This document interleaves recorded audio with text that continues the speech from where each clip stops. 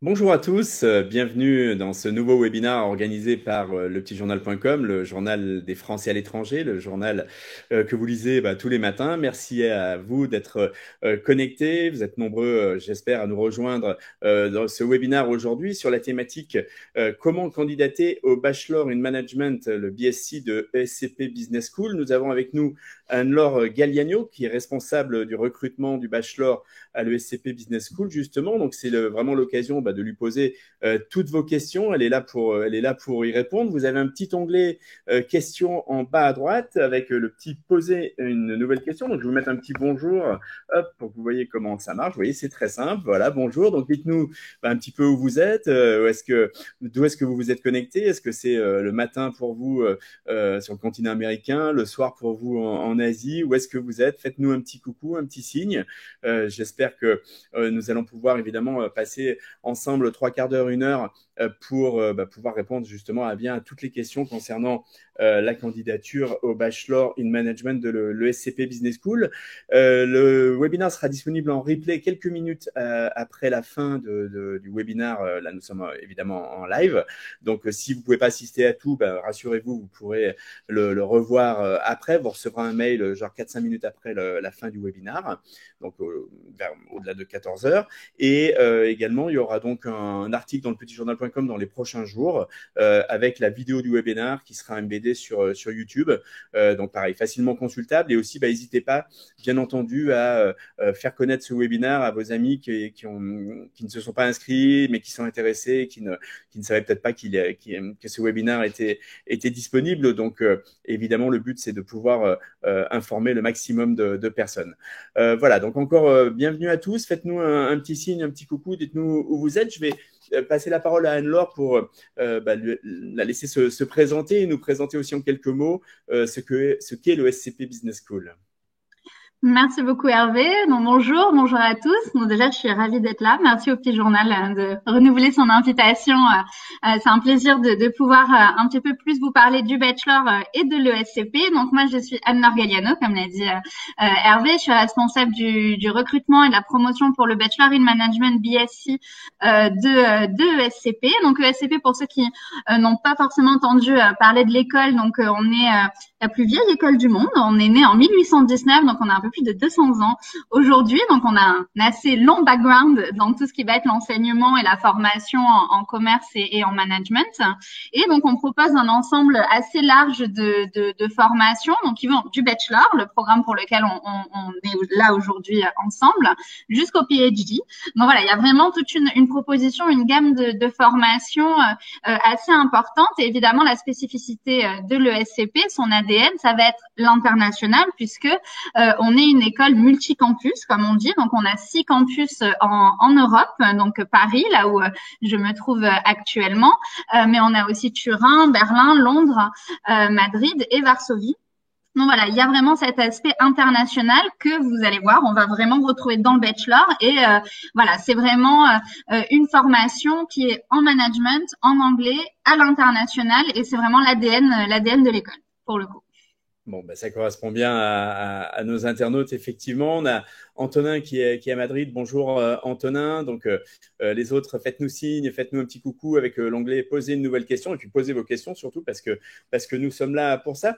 Moi, j'ai peut-être une première question, Anne-Laure, qui en fait rentre un petit peu plus dans le détail de ce qu'est le programme de ce Bachelor in Management, un BSc. Qu'est-ce que c'est déjà en fait ce Bachelor, en combien d'années, comment ça se passe?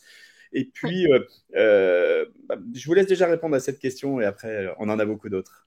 Il n'y a pas de souci. Alors, du coup, donc le Bachelor in Management, donc le BSc, comme l'a souligné Hervé, en effet, vous avez sans doute entendu parler du BBA, Bachelor in Business Administration. Nous, ce qu'on propose, c'est un BSc. Donc, c'est un petit peu différent. Quelle est la différence? Ça va être en termes de contenu, principalement, puisque l'idée d'un BSc, en fait, ça veut dire Bachelor in Science.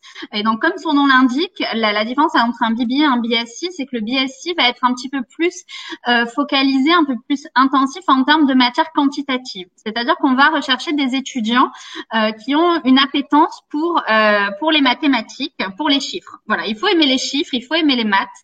Si vous souhaitez rejoindre ce programme Bachelor in Management, on en parlera peut-être un petit peu plus après en détail quand on parlera de l'admission et des prérequis. Mais en tout cas, déjà gardez en tête que notre Bachelor, donc c'est un programme de licence qui se fait en 3 ans. D'accord, donc ça va vous délivrer la licence reconnue évidemment par le ministère de l'Enseignement supérieur français, qui vous permet par la suite, et c'est important de le souligner, de continuer en master si vous le souhaitez, que ce soit en France ou à l'international. Donc ça vraiment voilà, c'est un diplôme qui est reconnu, qui se fait en 3 ans. Et la spécificité, je vous disais tout à l'heure qu'on est une école multicampus, c'est que ça va se passer 3 ans dans 3 pays différents. Donc sur chacun de nos campus, vous devrez changer chaque année de campus pour pouvoir à la fin dire j'ai étudié dans trois villes différentes, donc 3 campus différents de ESCP. La formation est 100% en anglais. Donc voilà, comme je vous l'ai dit, on est vraiment sur une formation internationale. Donc dès la première année, tout sera en anglais. Donc en anglais et voilà, une appétence pour les mathématiques, mais ça reste un programme généraliste où l'idée, si vous voulez, c'est que vous ayez vraiment tous les fondamentaux du management, donc avec à la fois de la finance, du marketing, de la géopolitique, de la compta, mathématiques, statistiques, probabilité, comme je le disais, du droit, etc. Vraiment, l'idée, c'est que vous touchiez un petit peu à tout, à la fois de manière théorique avec les cours, à la fois de manière pratique avec les stages, évidemment, qui sont inhérents à un programme bachelor d'école de commerce. Donc, vous avez des stages qui vont être demandés chaque année. Voilà. Donc, c'est un petit peu pour vous faire le résumé, la présentation de notre bachelor. Très bien. Allez, on a une première question d'Antonin. N'hésitez pas à poser bien vos questions avec l'onglet à droite dans la petite case question, poser une nouvelle question. Donc, Antonin demande si le bachelor plus un master en 2 ans, est-ce que c'est le même niveau de diplôme que le SCP après la prépa, c'est-à-dire ce qu'on appelle la grande école, c'est bien ça? Oui, alors en effet, alors ça reste la même école. Vous avez le diplôme qui est délivré par la même école, l'école ESCP. Non, la différence, elle va se trouver où? Le bachelor, donc en effet, c'est une licence qui vous donne ensuite la possibilité de faire un master 2, un master 2 si vous voulez, donc en 2 ans. Donc ça, c'est en France ou dans un système à l'international également si vous le souhaitez, ou en effet choisir la version classe préparatoire et ensuite intégrer à Bac+3 pour aller directement à l'ESCP jusqu'au Bac+5. Là, est-ce qu'il y a une meilleure voie que l'autre? J'ai envie de dire non, évidemment. Déjà parce que c'est la même école, donc le niveau d'excellence est le même. Vous avez des profs en commun entre le Master in Management programme grande école et le programme Bachelor. Ça reste un enseignement ESCP avec la qualité qu'on lui connaît. Donc ça, il n'y a pas de différence. Après, honnêtement, faire un Bachelor en 3 ans et ensuite poursuivre en école, alors que ce soit pour faire un Master in Science à l'ESCP, dans une autre école de commerce française ou à l'université. On a des étudiants qui vont à Sciences Po, qui vont dans des universités à la Bocconi, à l'IE par exemple, Imperial, Cambridge. J'imagine que c'est des universités que vous connaissez, qui résonnent un petit peu. Pour moi, c'est pas inférieur entre guillemets. Il faut savoir que le master programme grande école, ça va être un gage qui va parler beaucoup plus aux recruteurs français qu'aux recruteurs internationaux. À l'international, le concept de prépa déjà n'existe pas, c'est très franco-français, et le master in management programme grande école, est reconnu et vraiment connu en France principalement. À l'international, ça ne va pas forcément parler. L'idée d'un bachelor, c'est vraiment pour des étudiants qui ont le souhait de donner une envergure internationale et de poursuivre vers une carrière tournée vers l'international. Donc la question est là en fait. Quel profil vous correspond le mieux? Aussi, dès maintenant, si vous êtes en première ou en terminale, la question à vous poser entre une prépa et un bachelor, Où est-ce que je vais m'épanouir le plus? Est-ce que je veux tout de suite de l'international? Est-ce que je veux tout de suite faire du management? Est-ce que voilà, je veux apporter un côté pratique à mes études et donc faire des stages, être dans le monde de l'entreprise directement, avoir une formation en anglais aussi. Quand on est en prépa, on reste dans un microcosme assez franco-français avec une continuité du lycée, des matières que vous avez pu voir au lycée, puis c'est un concours aussi, hein. Et on atteint l'international finalement qu'à partir du M1, comme on dit, donc à partir du bac plus 4. Alors que le bachelor propose vraiment une formation tournée vers l'international dès la sortie du bac. Donc c'est vraiment pour deux profils d'étudiants différents. En termes de sélectivité de niveau, nos étudiants qui sont en bachelor auraient très bien pu, s'ils le souhaitaient, faire une prépa, mais ils avaient justement ce profil beaucoup plus international. Ils voulaient une formation en anglais, ils voulaient bouger, ils voulaient de la mobilité. Donc, c'est vraiment, voilà, deux profils qui sont différents. Et la question que vous devez vous poser, c'est quel est le profil qui va le mieux me correspondre. Après, honnêtement, faire 3 ans de bachelor à l'ESCP et continuer et faire Sciences Po, faire King's, Cambridge, l'IE, pour moi, c'est pas du tout inférieur à poursuivre en master grande école. Mais encore une fois, ça dépend vraiment de votre profil et votre projet de parcours, que ça soit d'études ou de carrière aussi ensuite. Très bien. Antonin se projette déjà pas mal puisque il demande si en fait, à partir du moment où on suit le bachelor à l'ESCP, est-ce que on peut entrer automatiquement dans le master de l'ESCP justement? Est-ce que c'est automatique ou est-ce que il y a de nouveau un concours? C'est sur dossier? Comment ça se passe? Alors, déjà, je vois on parle de Master 2. Attention, nous, c'est pas un bachelor en 4 ans, c'est un bachelor en 3 ans. Oui. Du coup, ça sera une rentrée en Master 1. D'abord, puisqu'on valide une licence en 3 ans et pas en 4. Ensuite, il n'est pas possible d'intégrer à la suite du Bachelor in Management de l'ESCP le programme Grande École Master in Management de l'ESCP. Pourquoi? Parce que tout simplement, on considère qu'il n'y a pas forcément de cohérence et de logique de commencer par 3 ans d'un programme généraliste en management et de continuer en master encore 2 ans sur un programme généraliste en management ou en M1, donc en première année de master, vous allez faire de nouveau les fondamentaux du management, ce que vous aurez déjà vu pendant 3 ans. Donc pour nous, il n'y a aucune plus-value, aucune cohérence à continuer sur un programme généraliste. Vraiment, l'idée, si on se lance dans un bachelor in management post-bac, c'est justement, comme je vous disais, d'avoir ce global overview, comme on dit, cet aperçu vraiment général du management à travers les stages et les cours et de un petit peu tous les secteurs et tous les domaines. Et à la fin des 3 ans, vous se dire, OK, j'ai vu ces cours-là, j'ai fait ces stages-là. Moi, ce qui m'intéresse et le domaine dans lequel je veux continuer à évoluer, que ça soit à travers des études ou directement en s'insérant de manière professionnelle dans une entreprise, ça va être ce domaine-là. C'est ce domaine-là que je souhaite faire. Et donc, on est vraiment dans un master où on va se spécialiser, on va vraiment filtrer et se focaliser sur un secteur, un domaine en particulier. Donc, vous pouvez, à la fin du bachelor, nous rejoindre et faire un MSc, donc qui est la suite du BSc, dans la logique, puisque nous, on propose à l'ESCP des MSc, que ça soit en finance, en marketing, en big data. C'est vraiment assez large en termes de domaine. C'est pas obligé de rester à l'ESCP.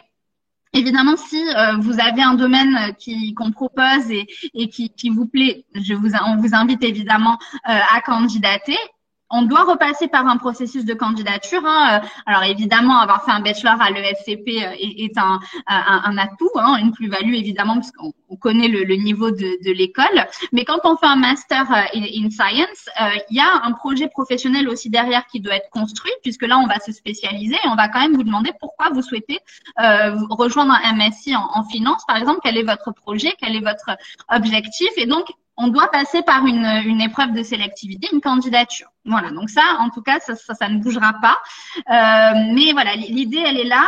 On continue à s'ouvrir. Et si il y a une formation, un secteur dans lequel vous souhaitez évoluer après le bachelor et qu'on ne propose pas, le but est vraiment, c'est de pouvoir rester ouvert aux opportunités, peut-être un autre pays aussi, selon le pays qui va vous intéresser pour continuer votre carrière, pour lancer votre carrière professionnelle. Vous allez peut-être vouloir faire un master dans le pays en question. Il y a peut-être un domaine aussi que vous allez souhaiter étudier que nous on va pas proposer. Par exemple, si vous êtes très passionné par le sports management ou par pour le marketing du luxe, nous ça va pas forcément être des domaines dans lesquels on va proposer un MSc. Donc il va falloir aussi, voilà, un petit peu aller voir ailleurs. Et encore une fois aussi, quand on intègre une école de commerce, on l'intègre pour son réseau, le réseau alumni qui vous ouvre évidemment pas mal de portes quand vous vous lancez dans votre carrière, que ce soit en France et à l'international. On a aussi un réseau d'entreprises qui est assez conséquent et l'idée quand on intègre une école de commerce, c'est de pouvoir bénéficier évidemment de ce réseau-là. En sortant du bachelor, vous avez déjà ce réseau puisque vous avez été diplômé de l'ESCP et donc ça peut être intéressant aussi d'aller voir une autre école, d'aller voir une autre université pour justement cumuler ces réseaux-là et vous ouvrir d'autant plus de portes. Voilà, donc l'idée et la réflexion, elle doit être à ce niveau-là. Très bien, c'est très clair. Allez, les internautes, posez vos questions, bien entendu. Antonin pose une question que j'allais également poser, c'est-à-dire, du coup, comment on intègre le bachelor? C'est un concours, c'est un dossier. Donc, quelles sont finalement les différentes voies d'admission pour candidater? Et comment ça se passe? Alors, pour rejoindre le bachelor de l'ESCP, ça va être sur dossier. Donc, c'est en 2 étapes. Ça va être d'abord le dossier de candidature en ligne. Et en deuxième temps, si vous êtes admissible, ce sera un entretien oral de motivation. Voilà, ça se fait vraiment en 2 temps. Il n'y a pas de test écrit, il n'y a pas de concours écrit. Ça va être la soumission du dossier et l'entretien oral de motivation. On est présent sur plusieurs plateformes pour le bachelor in management de l'ESCP. Donc pour ceux qui nous écoutent aujourd'hui, il y a surtout 2 plateformes qui vont vous intéresser plus particulièrement. Ça va être le site internet direct de l'école. Vous allez pouvoir ouvrir sur notre plateforme interne une candidature ou bien Parcoursup. Alors, comment choisir? Comment savoir quelle est la bonne plateforme pour vous? Ça va être en fait selon le choix de votre campus en première année. Donc, si vous faites, et c'est normalement le cas pour ceux qui nous écoutent aujourd'hui, pour la plupart en tout cas, un bac national français, dans un lycée, que ce soit en France ou pour votre cas un lycée français à l'étranger, il va falloir vous poser la question du campus que vous souhaitez intégrer en première année. Donc, comme je vous ai dit, il faut changer chaque année de campus. Donc, en première année, vous avez le choix entre Londres, Paris ou Turin. D'accord. Donc, comme je vous l'ai dit, tout se fait en anglais. Donc, il n'y a pas de prérequis, notamment d'italien, pour aller sur Turin. En deuxième année, pour vous dire un petit peu, vous avez le choix entre Madrid, Paris ou Turin.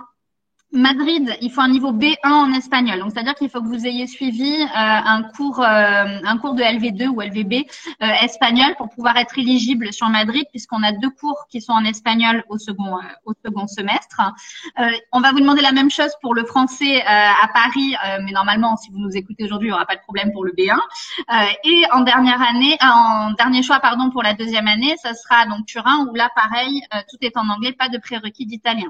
Donc ça, c'est pour vous donner un petit peu une idée. Et dernière année, vous avez le choix entre Berlin, tout est en anglais, pas de prérequis d'allemand. Vous avez le choix avec Paris et vous avez le choix aussi avec Londres en dernière année maintenant. Alors évidemment, il n'est pas possible de faire Paris, vous avez bien compris, de faire Londres, Paris, Londres. L'idée vraiment, c'est d'avoir étudié 3 années dans 3 campus différents. Donc, je reviens à ma plateforme d'admission. La plateforme qui sera la bonne pour vous dépendra donc du campus que vous choisirez en première année. Si vous faites donc un bac national français et que vous souhaitez intégrer le campus de Paris en première année, vous serez obligé de déposer votre candidature via Parcoursup. D'accord? Donc, vous avez normalement entendu parler de Parcoursup pour les bacs nationaux français. Ça va s'ouvrir fin janvier. Donc, voilà, ça va être à ce moment-là que vous allez pouvoir sélectionner le vœu ESCP dans Parcoursup et commencer à remplir votre dossier de candidature pour le soumettre et une fois qu'on l'aura étudié, potentiellement, si vous êtes admissible, être invité à passer un entretien oral de motivation qui se passera entre fin avril et début mai pour les résultats finaux d'admission qui seront fin mai comme tous vos autres vœux Parcoursup. Donc ça, c'est si je fais un bac français que je veux aller sur Paris en première année. Par contre, si je fais un bac français et que je veux intégrer Londres ou Turin en première année, dans ce cas-là, je vais directement aller sur le site internet de l'école, sur la page du bachelor, ouvrir votre candidature en cliquant sur Apply sur la page et là va s'ouvrir donc la plateforme. Vous allez pouvoir commencer votre inscription et à remplir un petit peu tous les documents. J'imagine qu'on va en parler tout à l'heure, mais les documents qu'il faut mettre. On a plusieurs sessions d'admission via le site internet en termes de calendrier. Donc là, on est actuellement dans notre deuxième session d'admission qui se terminera le 11 janvier, d'accord? Donc, si vous souhaitez participer à cette session-là, vous avez jusqu'au 11 janvier pour soumettre donc votre dossier de candidature. Ensuite, on a le 15 février, le 22 mars, on en a à peu près une par mois jusqu'en juillet. Voilà, pour vous donner un petit peu une idée. Vous avez les résultats beaucoup plus rapidement, puisque par exemple, si vous postulez, si vous candidatez avant le 11 janvier, vous serez invité, si vous êtes admissible, le 19 janvier à un entretien oral de motivation. Et vous pouvez avoir les résultats une semaine à la suite de votre entretien oral de motivation. Donc, les résultats se font beaucoup plus rapidement que par Parcoursup, pour le coup, puisque Parcoursup, on est vraiment contraint par le calendrier Parcoursup. Voilà, donc c'est vos deux possibilités. Donc, il faut vraiment réfléchir, si vous souhaitez nous rejoindre, déjà au campus que vous souhaitez intégrer, notamment en première année, puisque ce sera lui qui va déterminer votre candidature. J'ai fait une petite parenthèse, Hervé, si vous m'autorisez. Bien sûr, pour les étudiants qui font un bac international, que ce soit un IB, un A-Levels, etc. Donc hors donc système français, là vous pouvez directement passer par le site internet, et que vous souhaitiez commencer par Paris ou par Londres ou par Turin, ce sera vraiment tout par le site internet sans souci. Voilà. Très bien. Allez, on a une question merci Anne-Laure, on a une question de Maëlys qui est à Singapour, qui demande, alors, elle a posé deux questions. Allez, on va commencer par la première. Elle demande si l'entretien oral est en anglais. Alors, bonjour Maëlys. Alors, du coup, si vous passez directement par le site internet, si vous présentez un bac national français, que vous passez par le site internet pour intégrer donc Londres ou Turin, l'entretien en effet sera en anglais. Ce seront mes collègues de Londres pour le coup qui géreront votre candidature. Donc vraiment, tout le processus se fera en anglais. L'entretien oral se fera en anglais également. Si vous passez par Parcoursup, donc ça veut dire que vous faites un bac national français, que vous souhaitez commencer par Paris en première année et que vous choisissez de passer par Parcoursup, là, ce sera le campus de Paris qui gérera votre candidature. Vous pourrez présenter l'entretien oral en cas d'admissibilité 100% en anglais, mais vous aurez également l'option de pouvoir le présenter en français, de le faire en français, et vous aurez une ou deux questions en anglais. Mais vous pourrez avoir la possibilité de le faire pour la plupart du temps sur les 20 minutes en français, pour le coup. D'accord. Et Maëlys demande s'il y a une différence dans l'admission selon si on a obtenu un bac national français ou un bac international. J'imagine que pour vous, c'est des candidats comme les autres?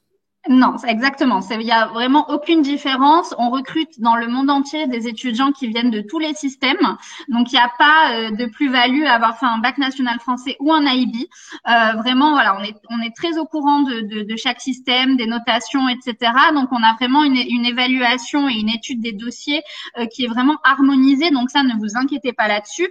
Il n'y a aucun bac qui est favorisé par rapport à un autre. Et les bacs IB, on en a chaque année. On en a beaucoup, donc c'est vraiment aussi des profils qui sont en général très intéressants et très intéressés aussi, puisque c'est des étudiants qui sont, comme le nom du bac l'indique, très internationaux. Donc voilà, ils sont très attirés par notre bachelor, et on en accueille chaque année, donc il faut pas hésiter à candidater si c'est votre cas. Très bien. Alors, Antonin pose une question. Il demande faut-il un certain niveau de langue, et par exemple des certifications type TOEIC, IELTS, c'est simplement un plus. Et j'allais dire, ma question qui va avec, c'est quels sont finalement les prérequis. Tout à l'heure, vous avez parlé du niveau en maths, de l'appétence pour les maths. J'imagine qu'il faut mieux avoir un bon niveau en maths. Quels sont un peu les prérequis en langue et puis aussi dans les autres matières? Très bien. Alors, je vais commencer par les langues. Donc, si vous faites un bac national français ou un bac en tout cas dont la langue principale n'est pas l'anglais, on va vous demander un test de langue anglaise. Ce sera obligatoire. Du coup, alors nous, on va vous demander soit l'IELTS avec un minimum de 6,5 sur 9 de moyenne générale, soit le TOEFL avec un minimum de 90 sur 120, soit le Cambridge Advanced Exam, le CAE, avec un niveau C1, donc c'est 180 points minimum. Donc ça, c'est vraiment un test qui sera obligatoire de nous fournir. Vous n'êtes pas obligé de l'avoir au moment où vous candidatez. Donc, ça veut dire que vous pouvez très bien ouvrir votre candidature sur Parcoursup ou déposer votre dossier via le site Internet sans encore avoir obtenu ou même passé un de ces trois tests. donne du temps par la suite, même une fois que vous avez vos résultats d'admission, vous serez admis sous la condition de nous donner donc soit le TOEFL, soit l'IELTS, soit le Cambridge avec le niveau minimal requis. Pour ceux qui commencent à Londres en première année et qui n'ont pas un passeport britannique, je tiens à préciser que la deadline sera d'ici juillet 2022, puisqu'il y a maintenant cette sombre histoire de visa étudiant pour pouvoir aller sur Londres. Et du coup, le test de langue fait partie des documents qui sont un prérequis pour pouvoir faire la procédure de visa. Donc, on vous donne jusqu'à juillet pour nous le fournir. Pour ceux qui souhaitent aller sur Paris ou sur Turin en première année, vous avez jusqu'à fin août. Donc, vous pouvez très bien être admis dès le mois de janvier, là, en passant par notre site internet, et du coup nous donner le test jusqu'à fin août pour ceux qui vont sur Turin ou sur Paris pour les bacs internationaux, encore une fois, qui ne sont pas anglophones. Si vous faites un IB depuis 3 ans en anglais, vous êtes exempté de nous présenter ce test-là. Si vous faites un bac national français, section OIB, donc option internationale, britannique ou américaine depuis 3 ans, vous êtes également exempté de nous partager un test de langue anglaise. Donc voilà, ça c'est pour les prérequis vraiment en anglais. Comme je vous l'ai dit tout à l'heure, on va demander un niveau B1 en espagnol pour ceux qui veulent aller sur Madrid. Donc vous avez 2 solutions. Soit vous avez pris espagnol en LV2 ou LVB depuis la 4e, même avant. Donc dans ce cas-là, et vous l'avez gardé jusqu'en terminale, dans ce cas-là, vous avez un niveau B1 de facto, donc on va pas vous demander un test de langue supplémentaire.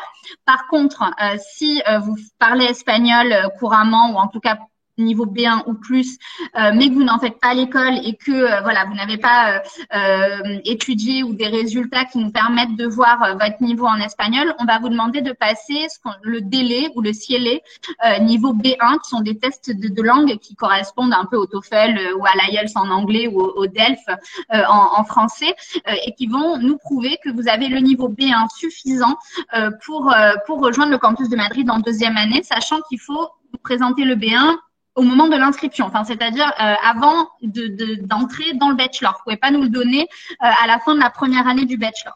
Voilà, ça c'est pour les prérequis de langue. Au niveau des spécialités, qu'est-ce qu'il faut pour nous rejoindre? Alors comme je l'ai dit tout à l'heure, en effet, il faut aimer les maths, il faut aimer les chiffres. Donc on a des étudiants qui ont, avec la réforme du bac, donc là je parle encore pour les bacs nationaux français, on va vous demander au moins d'avoir gardé maths en option complémentaire jusqu'en terminale. Si vous avez arrêté les maths en première et que vous n'avez pas en terminale maths option complémentaire ni en spécialité, n'est pas grave dans le sens où c'est pas rédhibitoire, ça ne vous empêchera pas de postuler, de candidater pour nous, mais vraiment, comme je vous l'ai dit tout à l'heure, il faut avoir une appétence pour les maths. Si vous avez arrêté les maths à la fin de la seconde ou à la fin de la première parce que vous avez vraiment une aversion pour cette matière et que vous ne voulez plus voir de chiffres en peinture, ça va pas être le bachelor qui va vous correspondre. Ça, je préfère être honnête avec vous. Du coup, l'idée, c'est vraiment, même si j'ai arrêté les maths, voire en seconde aussi, ou en première, je suis toujours éligible, mais il faut avoir dans l'idée qu'il y aura des maths, qu'il y aura des probabilités, qu'il y aura des statistiques et qu'il faut avoir une appétence pour les chiffres. Donc ça, c'est pour la partie maths. Donc c'est pour ça que, au moins, à minima, avoir option maths complémentaire, ça va être une assurance pour vous de pouvoir suivre tranquillement. Ce qu'on propose depuis qu'il y a eu la réforme du bac, ça va être une summer class de mathématiques pour justement des étudiants qui auraient arrêté les mathématiques avant la fin de la terminale, pour justement avoir cette petite remise à niveau. Donc c'est pour ça vraiment je vous dis, c'est pas rédhibitoire pour vous si vous n'avez plus de maths en terminale, mais vraiment il faut ne pas avoir de problème avec les chiffres. Ça, c'est important. Au niveau des autres SP, juste pour conclure sur les SP, pour les autres SP, on n'attend pas des SP spécifiques. On va pas vous demander d'avoir le bon profil commercial avec SP Maths, SP SES, pas du tout. L'idée vraiment, c'est d'avoir c'est une formation sélective, donc c'est d'avoir un bon dossier. Donc c'est vraiment de vous épanouir et d'avoir choisi les spécialités qui vous correspondent et dans lesquelles voilà vous allez pouvoir vous mettre en avant. Donc avoir fait SP Maths et SP Physique ou SP Maths et SP Bio par exemple, donc un profil très scientifique, n'est pas du tout rédhibitoire pour déposer une candidature. et le personal statement, le CV qu'on vous demande dans la candidature vont justement être pour vous le moyen de nous expliquer quelles sont vos motivations et pourquoi vous voulez intégrer une école de commerce. Donc c'est pas du tout quelque chose de rédhibitoire. Il n'y a aucune obligation d'avoir pris SP et SES pour nous rejoindre. Ça c'est vraiment important. Donc faites ce que vous aimez. S'il y a des premières ou des secondes qui nous écoutent également, prenez vraiment les matières que vous aimez, mais gardez les maths, honnêtement. Si vous voulez continuer dans le commerce, vous aurez du chiffre, vous aurez des maths. Donc, gardez les maths au moins jusqu'en terminale, en option complémentaire. Ça vous facilitera quand même beaucoup la vie pour pouvoir intégrer ensuite des formations sélectives. Très bien, merci Anne-Laure. On arrive à peu près à la moitié de ce webinaire. Continuez à poser vos questions, bien entendu, les internautes. On a une question de Maëlys qui demande en fait, faut-il écrire un personal statement? Alors je crois que oui, en fait, ça fait partie du dossier de candidature. Peut-être Anne-Laure, pouvez nous dire un petit peu ce qu'il y a dans ce dossier et du coup, qu'est-ce que c'est ce personal statement et comment on se démarque? Il y avait également une question de Antonin qui disait, moi j'ai vécu dans plusieurs pays. Est-ce que c'est un point fort pour le dossier? Est-ce que c'est le genre de choses à mettre en avant? Alors, absolument. Alors déjà, je vais vous faire un petit brief rapide sur les documents qu'on demande dans la candidature pour que ça soit un petit peu clair pour vous.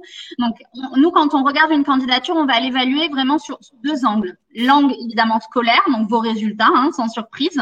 Donc, on va vous demander vos résultats de seconde, de première et de terminale, donc à minima le premier bulletin de terminale, pour avoir un petit peu une idée évidemment de votre niveau scolaire, tout simplement, et des spécialités et options que vous avez choisies.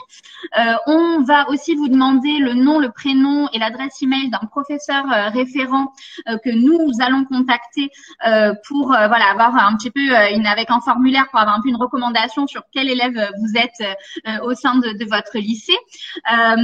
Donc ça, c'est vraiment la partie scolaire académique de la candidature, mais aussi, donc comme je vais plus le détailler, on va regarder l'extrascolaire.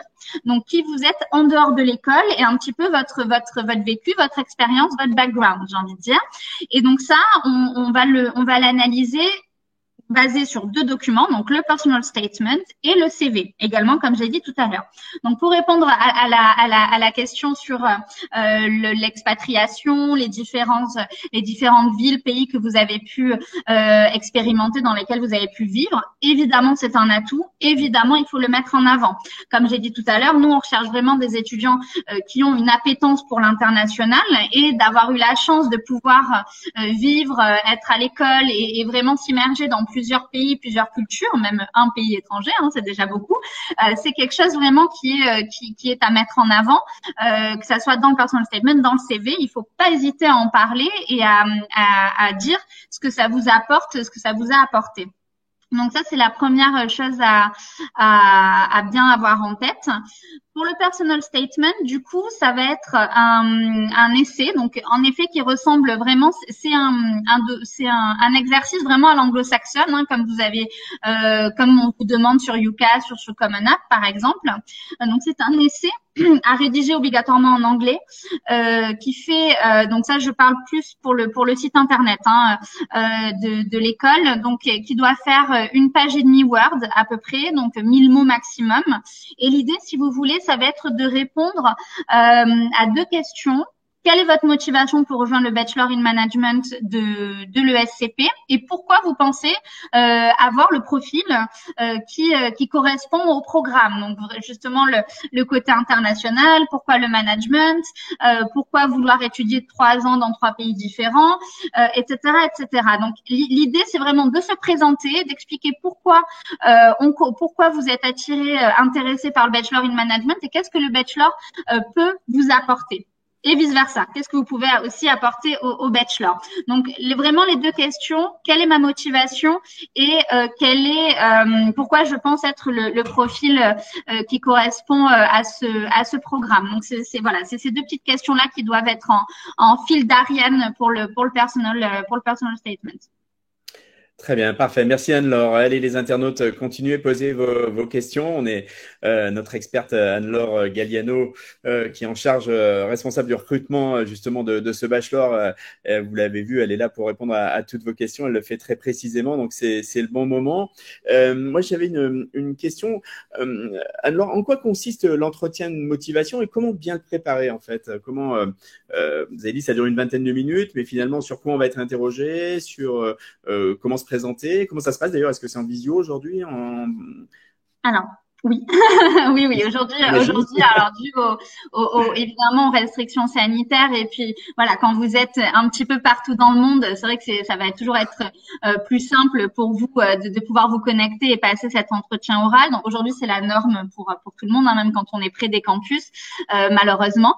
Voilà, donc ça déjà, c'est un entretien donc d'une vingtaine de minutes. Vous êtes face à un jury de 2 personnes, donc en général un professeur ESCP et un membre du staff, donc la directrice des études, par exemple, la directrice académique, la responsable marketing, voilà, une personne, en tout cas 2 personnes de l'ESCP. Comme je vous le disais tout à l'heure, si votre candidature est gérée par le campus de Paris, l'entretien se fera principalement en français avec 1 ou 2 questions qui vous sera posée en anglais. Si vous êtes dans un pays du monde qui va être géré par un autre campus et que vous passez directement par le site internet et pas par Parcoursup, là ça se fera en anglais, d'accord? Donc voilà, il faut pas s'inquiéter en tout cas là-dessus. L'idée vraiment de cet entretien oral, c'est une conversation. Ça va être un entretien toujours très bienveillant où le jury aura sous les yeux le CV que vous aurez partagé dans votre candidature. Donc le jury va vraiment s'appuyer sur les éléments, les informations que vous aurez données sur votre CV pour entamer la conversation et voilà, parler un petit peu de vous. Donc évidemment, le jury va essayer de comprendre quelle est votre motivation, pourquoi vous souhaitez nous rejoindre. Si vous avez bien compris aussi le programme, hein, le côté international, qu'est-ce qui vous attire dans l'international. Donc là, si vous avez typiquement des expériences, que ce soit de voyage ou d'expatriation, faut pas hésiter à ce moment-là à les mettre en avant. Ce que le jury aussi va essayer d'évaluer, c'est votre capacité d'argumentation, votre analyse, et essayer un petit peu quand vous racontez une de vos expériences, que ce soit un stage, un voyage, si vous avez fait un job étudiant ou vous faites du bénévolat et que vous en parlez, il faut voilà arriver un petit peu à argumenter, à éviter d'être vraiment très superficiel et vraiment essayer d'en parler de manière un peu plus approfondie. Donc évidemment, comme l'a dit Hervé, ça se prépare. Donc l'idée, c'est vraiment être capable de parler de tout ce que vous aurez mis dans votre CV. Vous devez être capable de pouvoir argumenter, développer toutes les informations de votre CV. Et attention, vraiment, vous pouvez être interrogé sur tout. Si à la toute fin de votre CV, vous avez marqué en hobby lecture, on va pouvoir vous demander quel est le dernier livre que vous avez lu et qu'est-ce que vous en avez retenu. Donc vraiment, il faut être prêt à toutes les questions et tout ce que vous mettez dans votre CV, vous pouvez être interrogé dessus. Donc ça, c'est vraiment important. C'est pour ça qu'il faut pas mentir dans son CV. Il faut toujours être très honnête. Voilà, c'est important. Il faut toujours être très honnête. Donc ça, c'est voilà pour vous aider un petit peu à vous préparer. Il peut y avoir aussi une question d'actualité qui sera toujours très ouverte, hein, ne vous inquiétez pas. On peut vous poser la question, par exemple, citez-nous une actualité à l'international qui a retenu votre attention ces 3 derniers mois et pourquoi. Là, encore une fois, on va vraiment essayer d'évaluer votre capacité d'argumentation, de raisonnement et est-ce que vous arrivez à élaborer une opinion et à pouvoir la retransmettre dans la conversation. Donc voilà, c'est vraiment en tout cas un entretien qui est bienveillant. C'est toujours beaucoup de stress pour les étudiants et c'est normal. C'est en général un de vos premiers, voire votre premier entretien. Donc, en tout cas, sachez que on n'est pas là pour vous piéger. Il y aura pas de questions pièges. On va pas vous poser des questions sur la finance ou sur le marketing très pointues. C'est pas du tout l'idée. On est vraiment dans une discussion, un entretien de personnalité pour apprendre à vous connaître et voir si vraiment vous avez compris le bachelor et vos motivations et ce que vous recherchez dans un programme sont en adéquation aussi avec ce que nous on propose. C'est vraiment ça l'objectif de l'entretien, voir si vous nous correspondez comme nous on vous correspond également. C'est un échange. Très bien. Juste une petite précision peut-être pour Antonin qui demande pour le campus de Madrid, l'entretien n'est pas en espagnol mais bien en anglais. C'est Oui. bien ça. Oui, Ok, bon, oui, c'est oui. clair pour lui. Et alors, il demande également, Antonin, si dans les prérequis, il y a un minimum de moyenne, en fait. On n'a pas parlé des notes, mais est-ce qu'il faut avoir 16 de moyenne, 15 de moyenne, 18 de moyenne, ou est-ce que finalement, c'est pas forcément il y a pas forcément un cut, un, Non, un palier. en effet, non, en effet, il y a pas de note minimale plancher pour pouvoir être éligible et pour pouvoir être admis. Comme je vous l'ai dit, on va vraiment regarder la candidature sous deux aspects, donc les résultats et l'extrascolaire. Donc l'un peut, j'ai envie de dire, un petit peu rééquilibrer l'autre. Alors, on reste une formation sélective évidemment, donc un candidat qui est vraiment en difficulté scolaire, malheureusement, vous vous en doutez bien, a très très peu de chances, voire aucune chance d'admission chez nous. Hein. Voilà, on reste le SCP et on a, c'est une formation sélective. Pour vous donner un ordre d'idée, nos étudiants ont 14 et plus de moyenne, de manière générale. Pour les IB, on va tourner à 35-37 de predicted grade si on a des IB avec nous.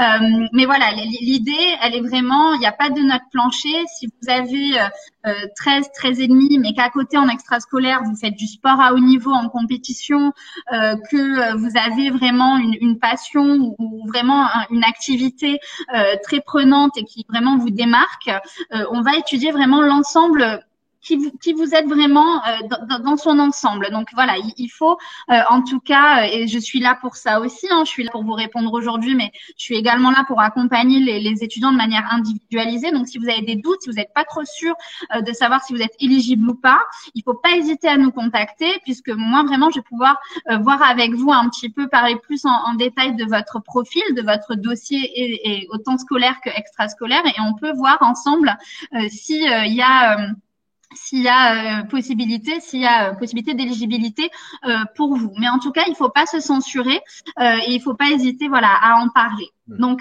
14 et plus pour répondre à la question de manière précise, mais encore une fois, ce n'est pas une note plancher. Si vous êtes un peu en dessous, il faut pas hésiter non plus à venir nous en parler pour qu'on voit ensemble.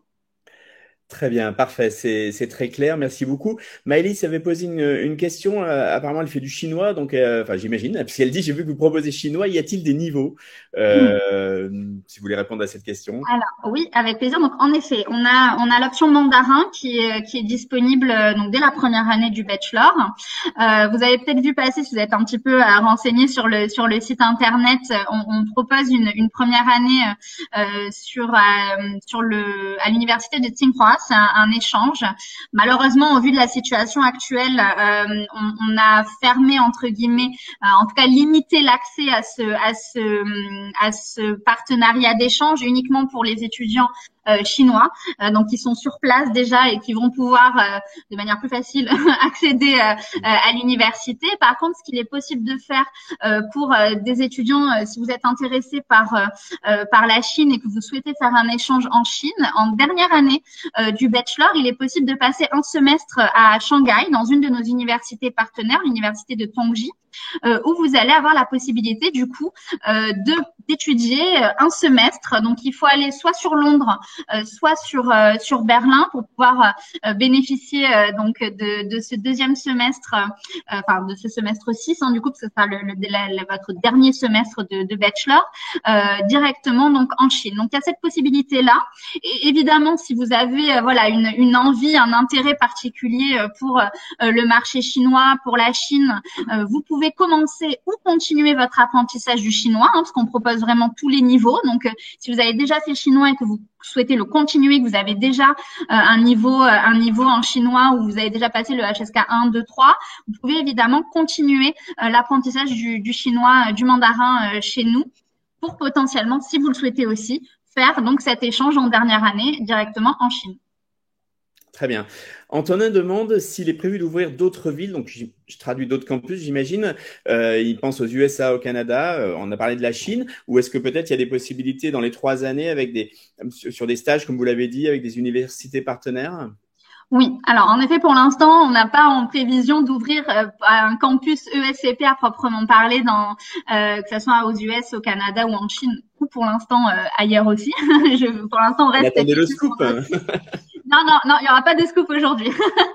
Mais du coup, comme je vous disais, on développe de plus en plus évidemment sur le bachelor des programmes d'échange et de double diplôme également qui sont possibles. Donc l'idée vraiment déjà du bachelor, c'est 3 ans dans 3 pays. Donc l'international est vraiment déjà de base au cœur du programme.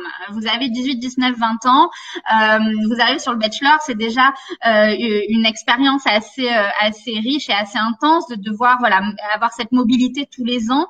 Donc c'est vrai que on est déjà c'est déjà très exigeant ce changement chaque année. Mais petit à petit, on vous propose des échanges possibles. Donc en termes de double diplôme, pour l'instant, on en a un avec la Carlos III de Madrid. Donc là, peut-être qu'Antonin pourrait être intéressé notamment par cet échange-là, puisqu'il est en Espagne, si je ne me trompe pas. Et donc on va demander un niveau C1 en espagnol pour pouvoir être éligible sur ce double diplôme. Donc ça va être un double diplôme qui va se faire en 4 ans pour le coup. Donc vous aurez à la fois donc une partie des 4 ans sur nos campus ESCP et évidemment une partie qui se fait à l'université Carlos III et qui vous donnera donc le bachelor de la Carlos III et le bachelor ESCP en même temps, le double diplôme. Donc ça c'est vraiment pour des étudiants qui ont un niveau C1 en espagnol. Ça, c'est le double diplôme qu'on propose actuellement. On propose donc des échanges, comme je vous le disais.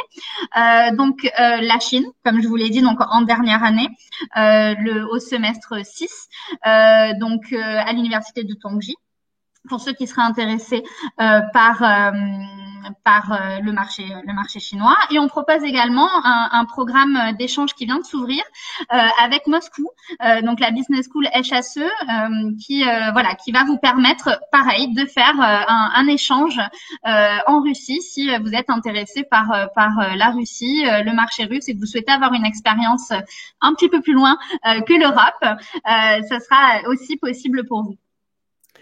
Très bien, merci Anne-Laure. Allez les internautes, posez vos questions. On va aborder les dernières à peu près 15 minutes du webinaire. Donc c'est le moment de poser un petit peu vos dernières questions. Moi j'avais une question Anne-Laure qui était une fois qu'on est admis, du coup comment on est accompagné, parce que souvent on peut venir de loin, de l'étranger, arriver à Paris ou arriver à Turin ou arriver à Madrid, à Londres. Donc, comment est-ce qu'on est accompagné par l'école pour la recherche de logement, un petit peu la vie sur le campus, les visas, enfin toutes les formalités administratives?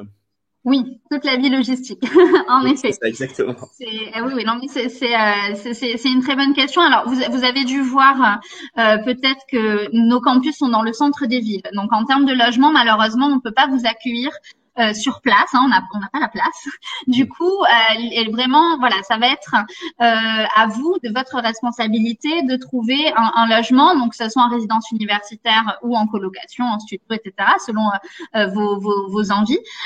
Évidemment, on vous accompagne dans toutes ces démarches-là. Donc, on a ce qu'on appelle un département de Student Affairs. Donc, c'est vraiment des personnes qui sont présentes sur tous les campus ESCP et qui sont dédiées à vous accompagner dans ces démarches-là. Donc le logement, on va vous partager évidemment des listes de résidences universitaires, par exemple, où on a avec lesquelles on peut avoir des partenariats ou pouvoir conseiller à nos étudiants ESCP. Donc vous êtes vraiment accompagnés dans ce sens-là.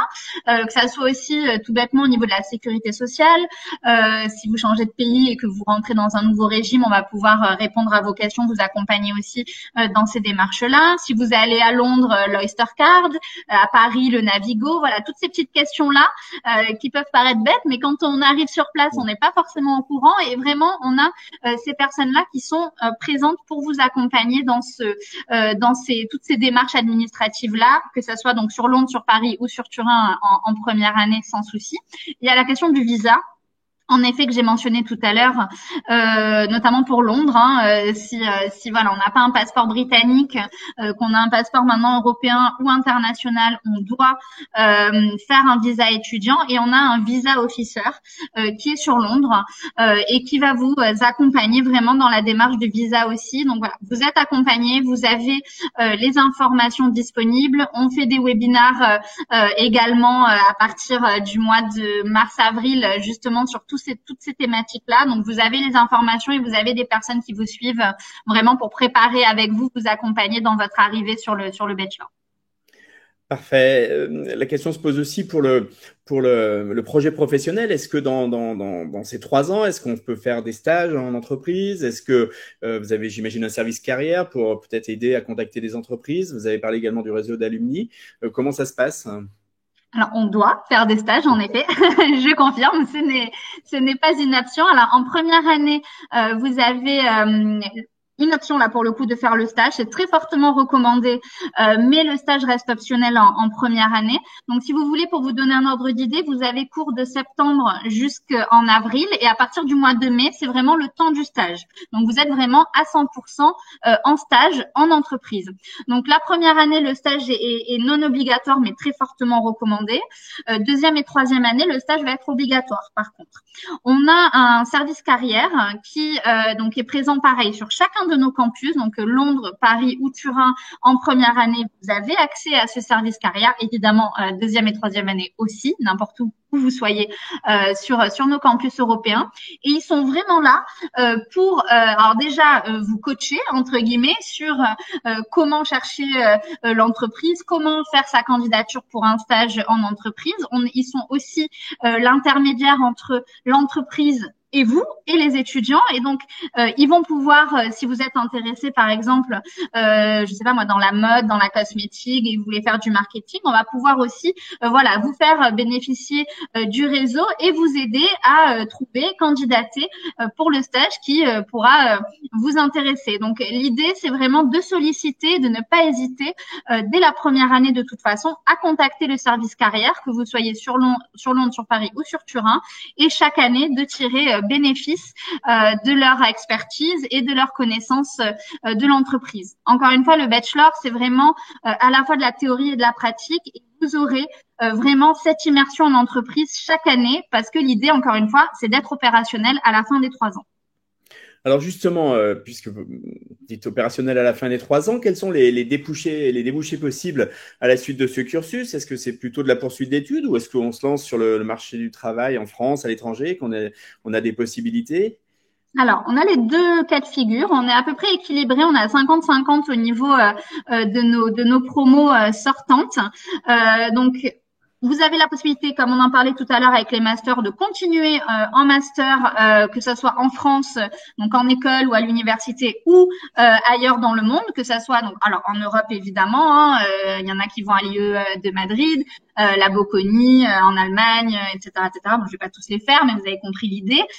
Et également plus loin, que ce soit aux États-Unis, au Canada, en Chine, en Australie, on a des étudiants qui ont continué leur master dans ces pays-là. Donc c'est absolument possible pour vous de continuer en master dans le domaine qui vous intéresse, parce que comme je vous le disais tout à l'heure, c'est aussi assez large. On a des étudiants qui continuent en finance, qui continuent en marketing, mais qui continuent aussi en droit, en sports management, en cultural management, en marketing. Voilà, c'est vraiment l'idée du bachelor, c'est de ne vous fermer encore une fois aucune porte. Donc le domaine qui va vous intéresser, il y aura pas de difficulté, de soucis derrière pour pouvoir continuer en master. Donc ça, c'est pour la partie master. Sinon, évidemment, on a des étudiants aussi qui s'insèrent directement dans la vie active. C'est vrai que c'est très franco-français dans l'approche de faire ce que j'appelle les études TGV, c'est-à-dire de commencer à bac+1 et de finir à bac+5 sans escale.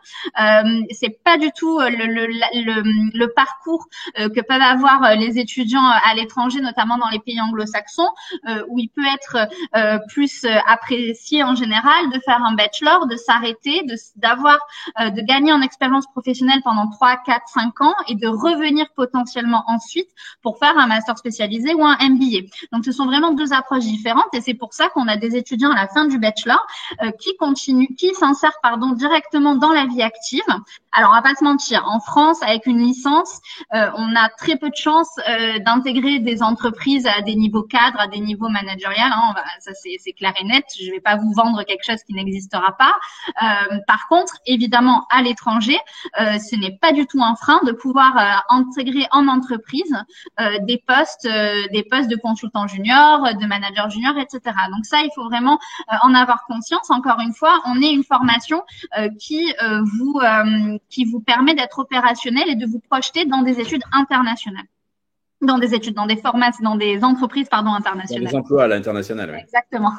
Bien sûr. Très bien. Antonin demande quel est le coût global du bachelor, enfin quel est le coût de la formation. C'est une question importante, bien entendu, Anne-Laure. C'est très important. Alors, si on est détenteur d'un passeport européen, les frais de scolarité pour la rentrée prochaine de septembre 2022 s'élèvent à 15 300 € l'année, donc x3 du coup, en sachant qu'il y a des possibilités de bourse qui peuvent être proposées. Donc, vous pouvez faire une demande de bourse une fois que vous êtes admis. On va vous envoyer un petit dossier que vous pouvez nous retourner si vous le souhaitez, et donc on évaluera votre demande si vous en émettez une, et ça va vraiment se baser sur vos résultats scolaires et évidemment aussi le revenu du foyer, donc le côté un peu plus social. Et une fois qu'on a étudié votre dossier de demande de bourse, si vous êtes éligible, cette bourse peut couvrir entre 10 et 50% de vos frais de scolarité. Donc il y a des moyens d'aide, de financement. En France, on a le Crous aussi, et les deux bourses peuvent se cumuler. Si vous êtes de nationalité française, faut pas hésiter aussi à regarder, à faire des simulations sur le Crous pour voir si vous y êtes éligible. Donc voilà, il y a plusieurs moyens de financement. En tout cas, si vous êtes détenteur d'un passeport européen, c'est 15 300 € l'année. Si vous avez un passeport international, donc hors EU, du coup, ça sera 21 400 € l'année. Ok, donc pour répondre à Capucine, ça dépend pas de où on habite, parce qu'apparemment Capucine, elle est à Téhéran en Iran, mais ça dépend bien du passeport, hein, c'est oui, bien ça. Donc, c'est très clair. Parfait. Ben on va arriver au terme de ce webinaire. Je vais vous laisser évidemment conclure. Anne-Laure, je rappelle à tous nos internautes que le webinaire sera disponible en replay dans quelques minutes après son terme. Vous allez recevoir un mail avec le lien. Donc, si vous voulez le voir, le revoir, ou si vous avez raté une partie, n'hésitez pas évidemment à le consulter. N'hésitez pas non plus à le faire connaître à vos copains, copines, lycéens et lycéennes, parce que peut-être qu'ils n'avaient pas la possibilité d'y assister en direct aujourd'hui. Donc, il est tout à fait à disposition. Il y aura également un article dans les prochains jours sur lepetitjournal.com que vous avez l'habitude de consulter. Anne-Laure, je vous donne le mot de la fin avant de remercier et de clôturer. Et peut-être aussi, juste peut-être redonner les dates qui sont clés pour ne pas rater. Hein. Alors, je pense que le mieux, de toute façon, c'est de candidater rapidement, mais en tous les cas, il y a quand même des dates limites. Hein. Oui, en effet. Alors, merci Hervé. Alors bon, déjà, avant toute chose, merci à tous pour votre attention et votre intérêt. Donc pour vous summarize un petit peu, résumer le webinaire et ce qui a été dit. Donc en effet, si vous souhaitez nous rejoindre en septembre 2022, donc les candidatures sont ouvertes. Donc il faut pas hésiter à vous renseigner, à venir me rencontrer, me contacter directement. Vous avez, comme je l'ai dit, deux plateformes possibles pour ceux qui font un bac national français. Donc, si vous faites un bac national français, que vous souhaitez intégrer le campus de Paris en première année, ce sera par Parcoursup. Et donc là, du coup, on est vraiment dépendant du calendrier Parcoursup. Donc, on ouvre à partir de janvier et vous aurez les résultats en mai. Hein. Donc, voilà, ça, c'est vraiment, vous suivez pas à pas, comme pour vos autres vœux Parcoursup, le calendrier Parcoursup. Si vous souhaitez, donc, vous faites un bac national français, vous souhaitez intégrer Londres ou Turin en première année, vous pouvez passer directement par le site internet. Là, on propose plusieurs sessions d'admission. On est actuellement dans notre deuxième session d'admission qui se termine le 11 janvier. D'accord, et qui donc vous permet, une fois que vous l'avez ouverte, de compléter avec tous les documents dont on a parlé tout à l'heure et de la soumettre, de passer l'entretien oral de motivation et du coup d'avoir les résultats ensuite assez rapidement. Donc voilà, ça c'est vraiment pour la candidature. Si Hervé me permet, je vais juste mettre dans les questions mon adresse email personnelle pour ceux qui nous écoutent aujourd'hui. Il faut pas hésiter donc à me contacter pour si vous avez des questions sur la candidature. Je suis aussi là pour vous accompagner concrètement dans l'élaboration de votre candidature, si vous avez des questions sur le CV, si vous avez des questions sur le personal statement, si vous souhaitez que je les relise, etc., etc., je suis aussi là pour ça. Donc, il faut vraiment pas hésiter. Si vous voulez qu'on regarde ensemble votre dossier pour voir si vous êtes potentiellement éligible, il faut pas hésiter non plus à m'en parler. En tout cas, je le répète, le bachelor qu'on propose, c'est un bachelor en 3 ans, un bachelor vraiment tourné vers l'international pour des étudiants qui ont une appétence pour l'international, une envie de mobilité. C'est vraiment 3 ans dans 3 pays différents avec des possibilités d'échange aussi. Donc ça, il faut vraiment avoir ce goût, cette envie d'évoluer dans un milieu multinational, multiculturel, ce qui est déjà votre cas hein, pour ceux qui nous écoutent aujourd'hui. Mais voilà, on va rester vraiment dans la continuité de ce que vous connaissez déjà. Encore une fois, je n'insiste pas trop, mais une appétence pour les chiffres. Ce sera vraiment important pour notre Bachelor in Science, donc Bachelor in Management BSc. D'accord. Voilà, ça c'est vraiment les points clés. Et encore une fois, vous avez mon adresse mail. Venez discuter plus en détail avec moi. Ce sera vraiment avec plaisir que je vous accompagnerai. Très bien, ben, un très grand merci Anne-Laure Galliano, responsable du recrutement au bachelor à l'ESCP Business School, ce bachelor in management BSc de l'ESCP Business School. Vous en savez aujourd'hui beaucoup plus sur le bachelor et sur comment candidater. N'hésitez pas bien sûr à contacter Anne-Laure. Nous vous donnons rendez-vous très bientôt donc avec le petitjournal.com pour d'autres webinars sur d'autres thèmes, d'autres sujets. Je vous remercie encore pour votre présence en direct. Une fois de plus, n'hésitez pas, il y a le replay, vous pourrez le consulter. Et puis, je vous dis bonne journée ou bonne soirée. Et puis, de toute façon, à très bientôt. Merci beaucoup. Merci Anne-Laure. Au revoir. Merci à tous. Merci Hervé. Très bonne journée à tous.